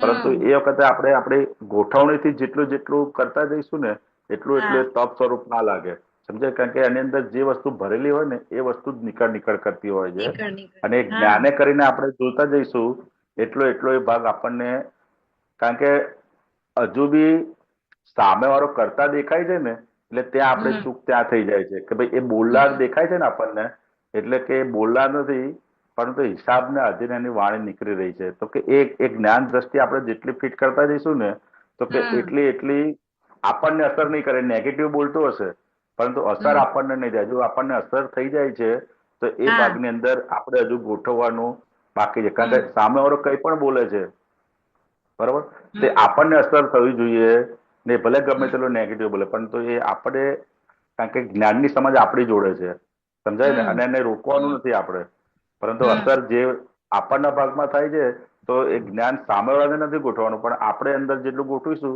અને આપણે અંદર જેટલું સ્થિરતા રહીશું ને એટલું સામેવાળાની અંદર કાળક્રમે થોડા ટાઈમ પછી એનું પણ ચેન્જ થતું રહેશે, સમજાય ને? આવો મારો પોતાનો અનુભવ છે, એવું છે. કારણ કે વ્યવહારની અંદર કે બિઝનેસની અંદર હોય દરેક જણી પાર્ટી માટે હોય કે કઈ પણ માટે આવડું બોલ કરે. જે પ્રોડક્ટ નું બનાવતો હોય એ પ્રોડક્ટ બીજો બનાવતો હોય તો હંમેશા એની માટેનું આવડી જ વાણી નીકળે, સમજાય ને? એ પછી મેં બધું અંદર કર્યું ભાઈ એ કઈ આપણો દુશ્મન નથી, એને કઈ આપણું બગાડ્યું નથી, એ બી આપણે જેમ ભલે હું જે ધંધો કરું એ ધંધો કરતો હોય, એના કરીને કઈ એ કોમ્પિટિટર થોડો થઈ ગયો આપણો, સમજાય ને? તો કે અંદર ચેન્જ કર્યું ને તો ધીરે કરીને એ બહાર પણ ચેન્જ થતું ગયું ને અંદરની પોતાની બળતરા શાંત થતી ગઈ.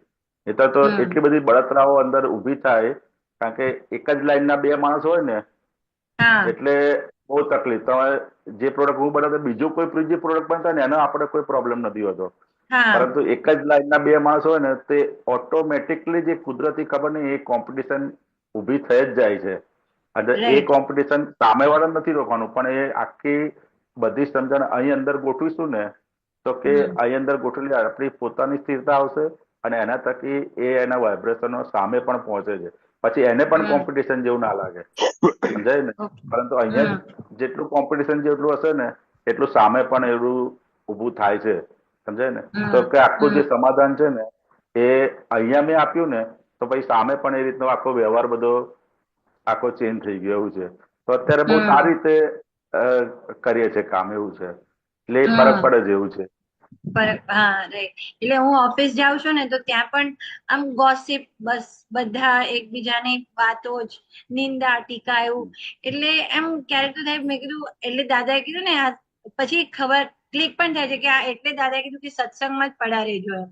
બહાર બધું કુસંગ જ છે, જ્યાં ત્યાં બધું નેગેટિવ જ વાત, કાં તો પૈસાની હોય, કાં તો કોઈને કોઈનો માટે કોઈ વ્યવહારની કોઈની નિંદા કે આ તે, એટલે અરે કારણ કે એ લોકોને એ જ એમાં જ સુખ માનેલું છે ને, એમને એવું છે, હા, એમાં એમને સુખ સુખ એમાં જ માનેલું છે. એટલે એના આધારે જ એ એમાં ને એમાં, એટલે જેને જેવું જ્ઞાન હોય ને એ પ્રમાણે જ એનું આખું બધું વર્તન અંદર થઈ રાખતું હોય છે. એટલે જેવી સમજ હોય, જ્ઞાન એટલે સમજ, એ સમજના આધારે જ એ આખું વર્તન કરતો હોય છે. એટલે આપણે એની માટે નેગેટિવ ના કરતા આપણી તરફથી એને એમ થાય કે ભાઈ આને એવી સમજ પ્રાપ્ત થાય કે જેથી કરીને આમાંથી બહાર નીકળે, એ ભાવ આપણે રાખીએ ને તો એ આપણને વિશેષ ફાયદો કરે છે. એવું છે. સામાન્ય રીતે આપણે શું કરીએ, એને રોકવા જઈએ, ભાઈ આ ના કરીશ ના કરીશ, પરંતુ એ રોકવાથી કશું થતું નથી. પરંતુ એની માટે એક ભાવના સ્વરૂપે હોય કે ભાઈ આપણી જોડે જે હોય ને એને પણ આ દાદાનું જ્ઞાન મળે, એને પણ આ સમજ મળે. સમજાય? હવે સ્થૂળમાં આપણે કહી ના શકીએ કે આપણી વ્યવહારની લિમિટેશન હોય, સમજાય ને? તો કે એ ભાવે કરીને જેટલું આપણે એને કરીએ ને કે ભાઈ આ બધામાંથી બહાર નીકળે અને એને સુખ શાંતિ થાય, તો આપણને પોતે અંદર ઠંડક વળે. પછી એમ કરતા કરતા બધી ઠંડક આજુબાજુ ફેલાતી જાય. એવું છે. એટલે દીપકાનંદ બધા ઘણી વાર સત્સંગમાં કહ્યું, મહાત્માઓ ની પણ આ જે જ્ઞાન છે ને એ જ્ઞાન સ્વરૂપ જેટલા જેટલા જીવતા જશે ને એટલી એની સુગંધી ચારે બાજુ બધી ફેલાઈ જ રહી છે આજે. પણ વ્યવહારની અંદર તમે મહાત્માનો હોય છે અને વ્યવહાર વાળા પણ એ માર્ક મૂકતા હોય છે. ભલે બહાર બોલે નહીં, પરંતુ એમને અંદરમાં તમારા માટે બહુ હાઈલી રિસ્પેક્ટ હોય છે. એવું છે. દરેક મહાત્માને એને એના લેવલે બધાને અનુભવ હોય છે જ એને, કે તમે એ લોકો જે બીજા જોડે વ્યવહાર કરે ને એવો તમારા જોડે 1% બી વ્યવહાર ના કરે. સમજે? એ જેવું છે. હું જ્યાં પણ એ લોકો બધા હોય ને હું જાઉં ને તે કે હવે અમે બેન આવ્યા ને તો આપણે ટોપિક ચેન્જ કરી દો એમ કે. હા, કે એમને નહીં ગમે એમ કે આપણી આ બધી વાતો એમ. હા, અને ઘણી વાર એમને કે કઈ બધી વાત કે અમી બેન ની સામે નહીં બોલવાનું એમ કે ઈ તો પછી એમ કે ઈ તો એમના છે એમ. એટલે એ એમ બતાડે, હું ચૂપ રહું એટલે એમને એમ થાય કે એમની પાર્ટીના છે એમ. પણ હું તો કોઈની પાર્ટીમાં જ ન હોય, પણ એ લોકોને એવું ફીલ થાય કે તમે એટલે ઘરે પણ એવું થાય ઘણી વાર. હું ચૂપ જ રહું, કોઈ એમ ડિસ્કસ કરતા હોય ને, હવે આપણને એમ થાય કે શું હવે આમાં ડિસ્કસ કરવાનું, આપણને ખબર છે કે આ બધી ભાષા બધાની બહાર આવી જતી, આપણી બી આવી જતી પેલા. હવે આપણને દાદા મળ્યા તો આપણી બધી બિલીફ ચેન્જ થઈ ગઈ છે, પણ બહાર બધાની બિલીફ અત્યારે બધી એવી જ છે.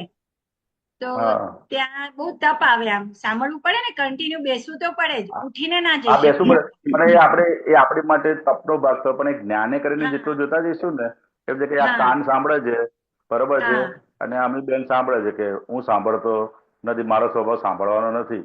એક જ્ઞાન ગોઠવીને આપણે પછી બેસવાનું, એવું છે. સમજાય ને? એટલે જ્ઞાન ગોઠવીને બેસે એવું છે. તો એમ કરતા કરતા પછી બધું નિકાલ થતો જાય. બરાબર અમીબેન? ઓકે, હા, બસ. જય સચ્ચિદાનંદ.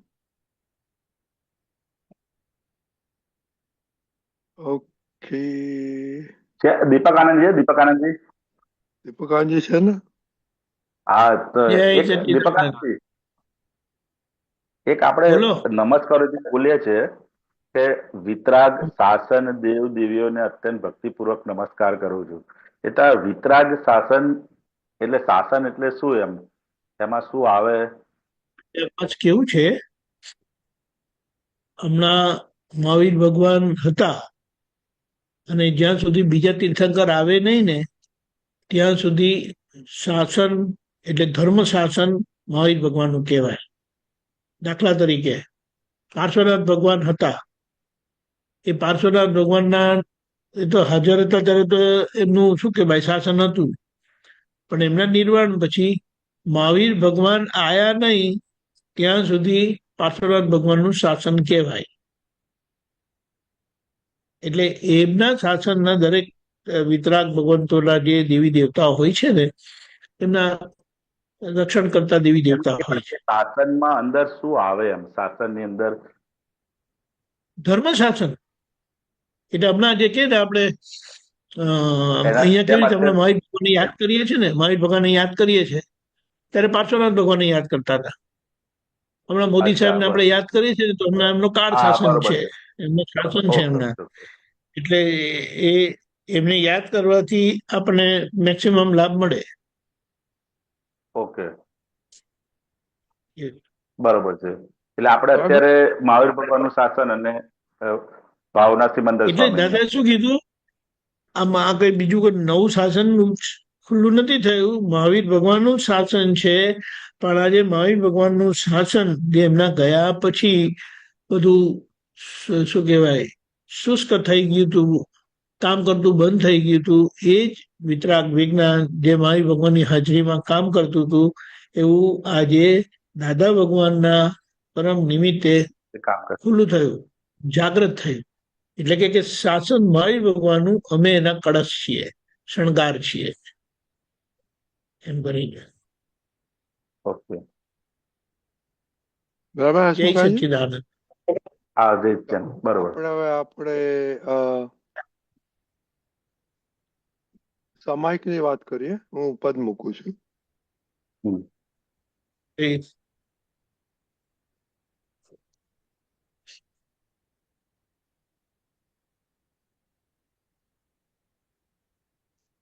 दादानो संगात निजानंदी सूरता शणगारे स्वपन सत्य एज प्रेमी शुद्धता शाश्वत संबंधियों वाणी होय मौननी निर्वसनी प्रेम अखंड पौरुषेय पराक्रमी आगे जेने लग्नि तेज माणे एक रूपता अनादिथी वीर लाज जंकता अभेदता अत दिवस जागिया छताए आखे भार नहीं शुद्ध प्रेमी वीर हो स्वीकारे साभार सही आशक माशुक बेउ एक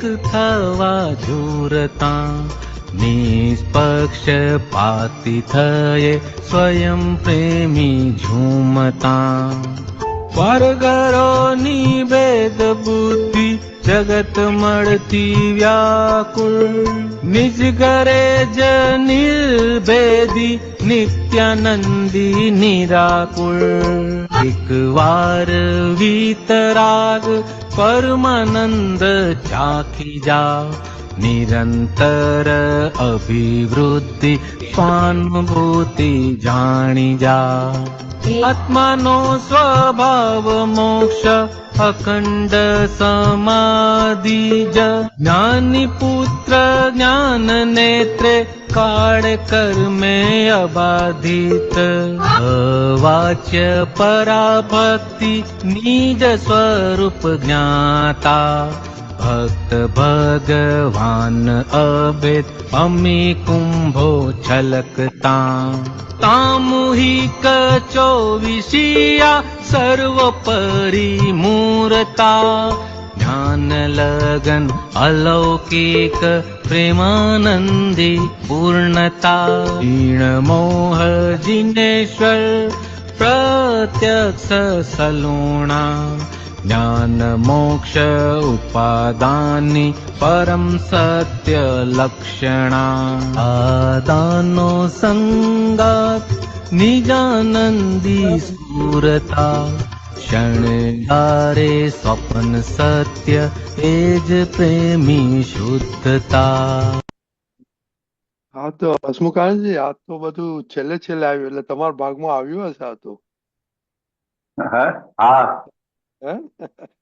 આ કવિરાજનું જે છેલ્લું રેકોર્ડિંગ હતું ને એમાંથી કરેલું છે એમને. એ જ ને કહું છું, એટલે તમારા ભાગમાં આવ્યું હશે આ બધું. હા આયતું છે. હસમુખાજી, જય સચ્ચિદાનંદ. નીચે લેજો ને, એટલે ઉપર લેજો. યા ઉપર આશક ના, આ તો થઈ ગયું. પરઘરોનો એક વાર વિતરાગ પરમાનંદ ચાખી જા. હવે એકચ્યુઅલી આપણે આ જ્ઞાન વિધિ દ્વારા સમર્પણ વિધિમાં આખી એક આપણી એક ચિત્તા આખી ખુલ્લી થાય છે કે આપણે બોલાવે તે સાંભળીએ છીએ, સાંભળેલું બોલીએ છીએ, એ બોલેલું આપણે પોતાનું સાંભળીએ છીએ, એમાં જે આખી એકરૂપતા જે થાય છે ને, તે આખો પરમાનન્ટ ખુલ્લો થાય છે. એટલે પ્રેક્ટિકલી 1 કલાક સુધી એ સ્થિતિમાં આખા આવી જાય છે. એ એક કૃપાથી બનતી વસ્તુ છે. તો કે છે અહીંયા એક જ વાર જો વિતરાગ એટલે પરમાણુ ત્યાંથી એક સમય જો શુદ્ધ ચિત્ત થાય તો એ સર્વ સમય થઈ જાય. નિરંતર અભિવૃદ્ધિ સ્વાનુભૂતિ જાણી જા. અભિવૃદ્ધિ એટલે પોતાની આખી પોતાનું ઉત્કર્ષ થાય છે, આખો વ્યવહાર ઉપર ચડતો જાય છે. અને બંને પક્ષે વ્યવહાર અને નિશ્ચય પક્ષે બંને અને સ્વાનુભૂતિ જાણી જા. એ પોતાને પોતાનો જ અનુભવ થાય છે. અને એ પોતાને પોતાનો અનુભવ થતા પોતે પોતામાં દેહ હોવા છતાં દેહ અશરીરી ભાવે પોતે રહે છે. અને એવી રીતે જેટલા જોડેના સંપર્કમાં આવે એ બધાની જોડે એકરૂપતા સાથે રહે. એટલે એમને કોઈની જોડે વાંધો આવે ને એની જોડે ઝઘડો જ ના થાય, બધું જ એક્સેપ્ટેડ. અનુભૂતિ એટલે શુદ્ધાત્માનો અનુભવ, અને શુદ્ધાત્માનો અનુભવ સામાનામાં પણ થાય. આત્માનો સ્વભાવ મોક્ષ, અખંડ સમાધિ, જ્ઞાની પુત્ર, જ્ઞાન નેત્રે, કાળ કર્મ અબાધિત. અહીંયા જ્ઞાની પુત્ર એટલે જેમને આ જ્ઞાન થયું, મહાત્માઓ. જ્ઞાન નેત્ર એટલે શુદ્ધ ઉપયોગે. કાળ કર્મ અબાધિત એટલે બાંધી શકતા નથી. કાળ બાંધી શકતો નથી, કર્મ બાંધી શકતો નથી. એટલે એ અવિરત મુક્તતાના માર્ગે આગળ વધે છે. આગળની લાઈન હસમુખાનંદી તમે આપો. અવાચ્ય પરાભક્તિ નિજ સ્વરૂપ જ્ઞાતા, ભક્ત ભગવાન અભેદ અમી કુંભો છલકતા. બોલો. અવાચ્ય પરાભક્તિ. પરાભક્તિ એટલે ઉત્તમ પ્રકારની જે ભક્તિ કીધી એવી આ પરાભક્તિ તો કે નિજ સ્વરૂપના જ્ઞાતા એટલે પોતાના સ્વરૂપના જે જ્ઞાતા છે ભગવાન. એક સ્વરૂપ બનાવે, એક સ્વરૂપ બનાવે, એક સ્વરૂપ બનાવે. હા, ભગવાન એટલે એક સ્વરૂપ, જુદા નહીં. ભગવાન અને ભક્ત એટલે મને કીધું 8 પ્રકારની 9 પ્રકારની ભક્તિ કીધી ને, તેમાં 8 જે છે ને તે આખી વ્યવહારની છે. એટલે ભગવાન અને હું જુદો છું. અને આ જે છેલ્લી છે નવદા ભક્તિની, આ પરાભક્તિ છે છેલ્લી. એ છેલ્લી ભક્તિ આ છે કે જેમાં એક થઈ જાય છે. એને આત્મનિવેદન ભક્તિ કીધી. દાદાનું આત્મનિવેદન કરીને પુસ્તક છે ને, એ આખી આ છેલ્લી પરાભક્તિનું એટલે કીર્તન ભક્તિ એ પરાભક્તિ છે. એ આત્મા જોડે એકાકાર કરાવે છે આપણને. હવે બોલો, ખાલી આ તો પેલું પરાભક્તિ માટે કીધું. ભગવાન ભક્ત અભેદ અમે કુંભો છલકતા. તો કે ભગવાન અને ભક્ત બેઉ એક જ સ્વરૂપે થઈ જાય છે. જે આપણે આ દીપક વાત કરી ને કે હું શુદ્ધાત્મા છું, એક જ્ઞાન મળ્યા પછી તો કે બેઉ પહેલા ભક્ત અને ભગવાન બેઉ જુદા હતા એમ કરીને આપણે ભક્તિ કરતા હતા. અને હવે જ્ઞાન મળ્યા પછી તો કે હું એને જોનાર છું, તો કે બેની વચ્ચે અભેદતા આવતા અમે કુંભો છલકતા. અમે કુંભો એટલે દીપકાનંદ એ ખબર નથી. કુંભ એટલે પેલું એ શું કહેવાય, અમી તો ખબર પડે. એટલે પોતાનો સ્વભાવ સુખની અનુભૂતિ. કુંભ એટલે જેમાં આ છે તે છલકાયા કરે, જેમ કે ને આનંદ છલકાય કુંભમાંથી, ઘડામાંથી. સામૂહિક 24 સર્વોપરી મૂરતા, જ્ઞાન લગન અલૌકિક પરમાનંદી પૂર્ણતા. બોલો બોલો, જબરજસ્ત છે. એવું છે. બસ આ તમે સમજો ભગવાનની પૂજા. બોલો. જબરજસ્ત. નહીં, આ તો આ જયારે રેકોર્ડ કર્યો તારે તો આ શબ્દો પર ધ્યાન જ નતું એવું. જ્યાં તો અત્યારે આટલું બધું આવે છે કે કાંક કર્યા છે, શું લખ્યું છે એમ અંદર. એવું છે, હાજરીમાં જ રેકોર્ડ થયેલું છે અને ગવાયેલું છે, અને કેટલી વખત સાંભળ્યું છે, એવું છે, કેટલી બધી વખત સાંભળ્યું છે. અને આટલી બધી ડેપ્થ છે એ અત્યારે આવું કંઈક સમજાવનાર હોય ત્યારે જ આપણને ખ્યાલ આવે અમુક વસ્તુ તો, કે કેટલું બધું કવિરાજે અંદર લખી નાખ્યું છે એવું છે, અને કેટલી સહજતાથી લખી નાખ્યું છે પાછું. એવું છે કે સામૂહિક 24 ની આ સર્વોપરી મૂર્તા જ્ઞાન ગણ અલૌકિક પ્રેમાનંદી પૂર્ણતા ક્ષીણમોહ જીનેશ્વર પ્રત્યક્ષ સલુણા જ્ઞાન મોક્ષ ઉપાદાની પરમ સત્ય લક્ષણા. સમજાવો તમે. એવું છે એટલે સર્વોપરી મૂર્તા એટલે મૂર્ત સ્વરૂપે 24 તીર્થંકર હાજર થયા. દાદા ભગવાન કે અમે 24 તીર્થંકર ભગવાન જોડે બેસીને આવેલા છીએ, એટલે બધાના 24 તીર્થંકર ભગવાનનો હાથ ફરેલો છે એમના પર. હવે વિચાર કરો, એક મિનિટ,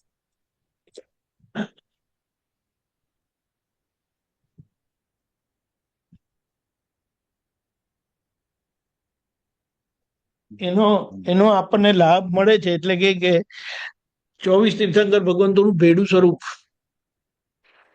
સર્વોપરી એટલે ભગવાનના ઉપરી. હવે એ સ્વરૂપ આપણને મળ્યું, એમની કૃપા થઈ, અને આજે એમનો કૃપાનું યોગ આજે એ જ ચાલુ છે.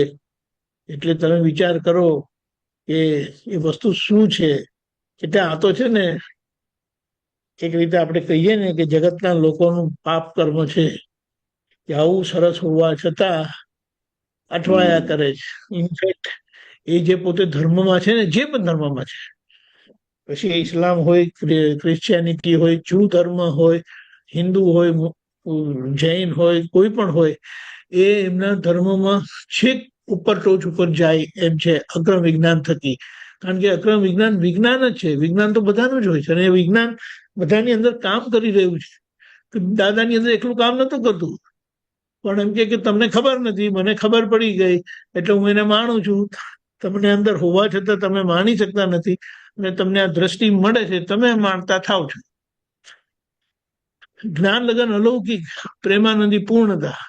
એટલે જ્ઞાન એટલે સમજણથી જીવી જવું, જ્ઞાને કરીને જીવી જવું.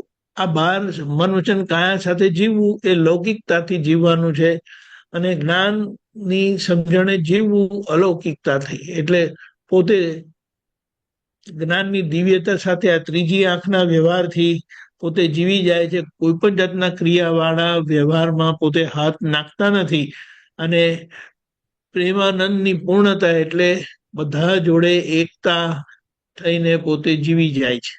અને વાત નથી કરવાની. આજે આપણે શું કહીએ, આપણે વાત કરીએ છીએ ઔપચારિકતાથી, પણ એમને પોતાને ફીલ થાય છે, અને જે એમના સંપર્કમાં આવે છે એમને પણ આ અનુભવ થાય છે. જબરજસ્ત. અને પ્રશસ્ત રાગ કહેવાય ને, પ્રશસ્ત રાગ આપણને પ્રશસ્ત રાગ જ કહેવાય. પ્રશસ્ત રાગ વગર છૂટકો જ નથી. એટલે પ્રશસ્ત રાગને ભોગવવાનો નથી, પણ એમાં એ બ્રિજ ઉપરથી પાર કર્યા પછી જ સામુ કિનારો પૂર્ણતા છે. એ પ્રશસ્ત રાગ કઈ ખોટો નથી. પ્રશસ્ત રાગ તો સારી વસ્તુ છે. એ આવે, એક સમય આવે જ. એટલે એ થયું ને તો કામ થઈ જાય. ક્ષીણ મોહ જીનેશ્વર એટલે એ દાદા ભગવાનની ભૂમિકા છે, તીર્થંકર ભગવાનની ભૂમિકા. એ પ્રત્યક્ષ લુણા, પ્રત્યક્ષ એટલે તમારી સામે, આંખોની સામે પ્રેમ સ્વરૂપે તમને જોવા મળ્યા. જ્ઞાન મોક્ષ ઉપાદાની, જ્ઞાન અને હાથમાં મોક્ષ આપી દીધો. ઉપાદાની એટલે જે ઉપાદાન જાગ્રત કરી આપે. આપણું ઠેકાણું નહીં હોય તો આપણે માર્કશીટમાં ગ્રેસથી માર્ક્સ મૂકીને પૂરા કર્યા છે. હવે બોલો, નહીં તો આ કોણ કરી શકે? કોઈની કેપેસિટી જ નથી. પણ આ તો એમનો ભાવ હતો કે રસ્તે ચાલનારને હું મોક્ષ હાથોમાં આપું, હથેલીમાં આપું. તે એમની આ ભાવના પૂર્ણ થઈ, અને આપણે એમની સાથે સાથે લટકતા આયા. તે આજે ગમે તે કરીને પણ એમની જોડે કનેક્ટ થઈ ગયા. પરમ સત્ય લક્ષણા એટલે કે સાક્ષાતપણે આપણે અનુભવ કરીએ છીએ. એ આખી અનુભૂતિ જે છે ને, એનું લક્ષ બેસી ગયું આપણને. હવે આ એક વખત લક્ષ બેસી ગયું અનુભવ સાથે, એ પ્રતિથી કામ કરે છે છેક લગી, અને આપણને પહોંચાડીને જ રહે. એટલે આ તો વચ્ચેના ભાગનો થોડો ડિસ્ટર્બન્સ છે, જે આજે પ્રકૃતિના બધા ઉછાળા છે એકબીજાના, તે પોતાને વાગે છે અને બીજાને વાગે છે. પણ ધીમે ધીમે આ બધા શાંત થવાના, કારણ કે નવું ઉમેરાતું નથી, જૂનું ખાલી થતું જાય, દિવસે દિવસે ખાલી થતું જાય, નવું ઉમેરાતું નથી. એટલે એનો જયારે ફોર્સ ઓછો થશે ત્યારે જોવાનું છે. એટલે દાદાએ કીધું અમે આ ક્રમ વિજ્ઞાન થકી જગતના એવા સ્વરૂપમાં મૂકીશું, જોજો તો ખરા એમ કે, અને એની અનુભૂતિ આપણને અંદરથી નિશ્ચય કરીને થાય છે, અને ચારિત્ર એટલે રૂપકમાં એ ધીમે ધીમે થશે, પ્રોસેસમાં છે. જય સચ્ચિદાનંદ. જય સચ્ચિદાનંદ. બહુ એવો સરસ. સંદાસ આપણને મળ્યો છે. લોકોને ખાલી કોઈનો ફોન નંબર ખબર હોય ને તો રોફ મારતા હોય, ત્યારે આપણે રોફ મારવાનો સવાલ નથી, પણ ભડકવાની જરૂરત નથી. ગમે તેવું કર્મ હોય આપણે એને પાર કરી શકવાના છે આ દાદા ભગવાનની સમજણ અને યોગ બળથી. અને દાદાનું યોગ બળ એવી રીતે છે, એમને યાદ કરો અને એમનું આખું વિતરાગ સૈન્ય ચારે શું કે એકે હજારો હાથો વાળા દાદા અને એમનું આશીર્વાદ કૃપા આપણને સંપૂર્ણપણે અને અનુભવમાં આવે એવી વસ્તુ છે. ખાલી વાતો નથી, કપ્પા નથી. દાદાને યાદ કરો ને જુઓ. ત્યારે એક જણ કહે છે મારે તો જે કરવું છે ને હું તો દાદાને ચિઠ્ઠી લખી દઉં છું અને મારું કામ પૂરું થાય જ છે, એમને અનુભવ છે. બોલ, દાદાને જોયા નથી તોય મારે તો કે દાદાને ખાલી ચિઠ્ઠી લખી દેવાની અને દાદાને યાદ કરું અને કે મારું કામ થઈ જાય. જય સચ્ચિદાનંદ. જય સચ્ચિદાનંદ. હસમુખાજી, ટાઈમ થઈ ગયો છે તો ધર્મેન્દ્ર બોલાવો. અમીબેન ફોલો કરજો પ્લીઝ. જી. જય સચ્ચિદાનંદ. નમો વિતરાગાય, નમો વિતરાગાય, નમો અરિહંતાણમ, નમો અરિહંતાણમ, નમો સિદ્ધાણમ, નમો સિદ્ધાણમ, નમો આયરિયાણમ, નમો આયરિયાણમ, નમો વજ્જાયાણમ, નમો વજ્જાયાણમ, નમો લોય સૌવ સાહુણમ, નમો લોય સવ સાહુણમ, એસો પંચન મુક્કારો, એસો પંચન મુક્કારો, સૌ પાવકપણાસણો, સવ પાવપણાસણો, મંગલાણમ ચ સૌવેસિમ, મંગલાણમ ચ સવ્યેસિમ, પરમમ હવૈ મંગલમ. પરમં હવૈ મંગલમ. ઓમ નમો ભગવતે વાસુદેવાય, ઓમ નમો ભગવતે વાસુદેવાય, ઓમ નમઃ શિવાય. ઓમ નમઃ શિવાય. જય સચ્ચિદાનંદ. જય સચ્ચિદાનંદ. જય સચ્ચિદાનંદ. જય સચ્ચિદાનંદ. જય સચ્ચિદાનંદ. કાલનો આખા દિવસનો પ્રોગ્રામ બુધવાર સવારે 6:30 પ્રાતઃવિધિ, 10:15 ગુજરાતી સત્સંગ, 4:30 કીર્તન ભક્તિની આરતી, રાત્રે 9 વાગે વર્લ્ડ વાઇડ સત્સંગ.